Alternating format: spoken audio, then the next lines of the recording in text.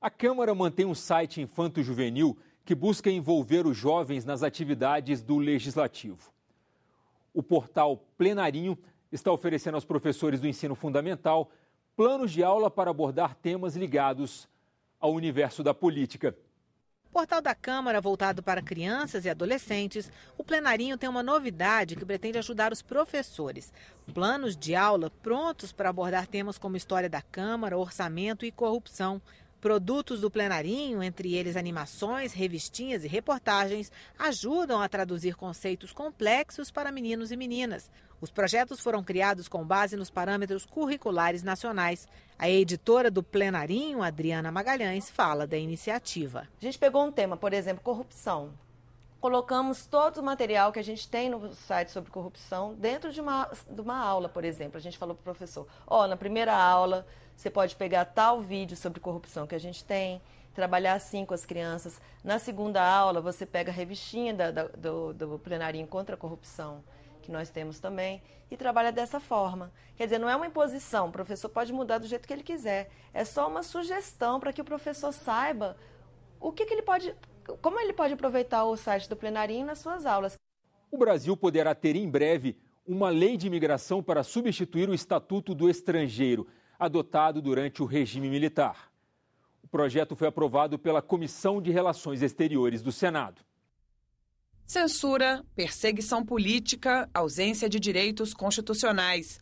Marcas do período em que os militares ocuparam o poder no Brasil. Foi nessa época em que nasceu o Estatuto do Estrangeiro. O atual Estatuto dos Estrangeiros é uma lei de 1980, um período muito fechado da nossa história. Uma lei baseada em doutrinas como a doutrina de segurança nacional. Ou seja, o estrangeiro é visto mais como um intruso que tem deveres e tem imposições do que efetivamente um partícipe da construção histórica, da construção social do país, como é de fato a verdadeira história do Brasil, né, que é construída, forjada em migração.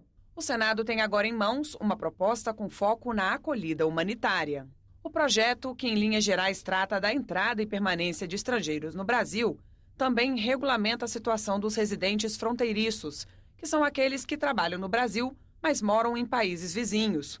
Cria mecanismos de proteção ao apátrida, pessoa que não tem nacionalidade alguma. Regula o asilo político e estabelece novas regras para os tipos de vistos concedidos. Hoje a política de vistos é uma política extremamente complexa e burocrática. Um exemplo, o nosso visto de turista não inclui o visto de negócios, como boa parte dos países o fazem. Não há possibilidade, por exemplo, de eu vir ao Brasil e procurar um emprego, legalmente. Isso, evidentemente, induz a irregularidade. Para se tornar mais fácil que um trabalhador estrangeiro venha ao Brasil, para se tornar mais fácil que um pesquisador estrangeiro venha ao Brasil, ou até mesmo que um estudante estrangeiro, um estudante venha ao Brasil. Uma das críticas ao projeto é de que, ao facilitar a vinda de estrangeiros, a mão de obra local sofreria com a disputa por vagas de trabalho, aumentando o desemprego.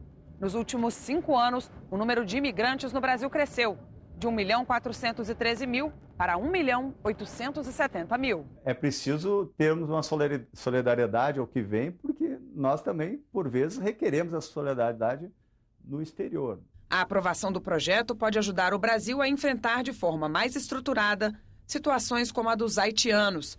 Primeiro, porque cria a figura do visto temporário por acolhida humanitária.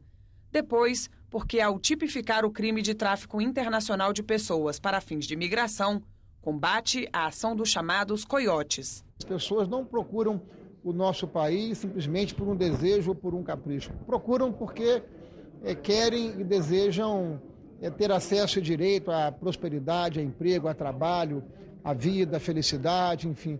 A lei, portanto, ela trata de todas essas questões e ela foca sobretudo na preocupação do acolhimento. A Câmara criou em março deste ano uma comissão parlamentar de inquérito para investigar a violência contra jovens negros e pobres.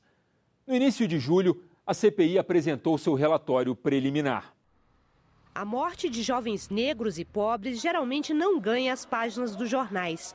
Mas os últimos levantamentos mostram que uma tragédia silenciosa pode estar acontecendo. A CPI, que investiga a morte desses jovens, busca explicações para números impressionantes. Em 2012, mais de 56 mil pessoas foram assassinadas no Brasil. 30 mil eram jovens, a maioria negros do sexo masculino e que moravam em bairros pobres. No relatório preliminar apresentado nesta quinta-feira pela CPI, a conclusão também é assustadora. Para os deputados, existe um genocídio acontecendo no Brasil. Realmente, hoje existe um genocídio, um extermínio de jovens, não é só por parte do poder público, mas também existe o assassinato de jovem com jovem, gangues com gangues, rixas de jovens. O presidente da comissão, deputado Reginaldo Lopes, acredita que a causa de tantas mortes de jovens negros e pobres tenha uma explicação: o racismo. Se matarem um rico, filho de um professor universitário, filho de um médico, filho de um político, de um deputado, de um governador, de um senador. Olha bem, não quero que mata ninguém. Não é essa a discussão. O problema é que não tem visibilidade. Então nós temos que tirar da invisibilidade o que está acontecendo no Brasil. Para enfrentar essa realidade, o relatório preliminar da deputada Rosângela Gomes propõe a criação de um plano nacional de enfrentamento, com metas.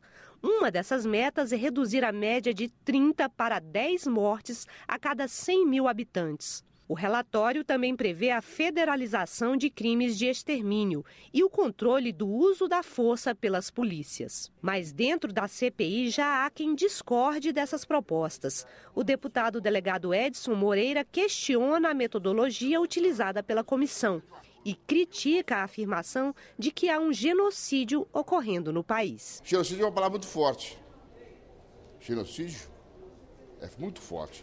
Homicídio, sim. Múltiplos, a maioria das diligências. Foi ouvido apenas um lado.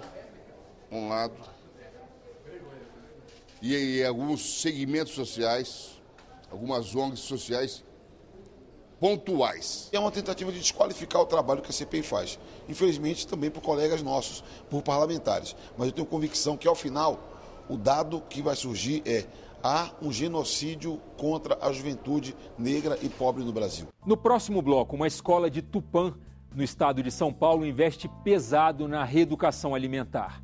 O Parlamento Brasil volta já.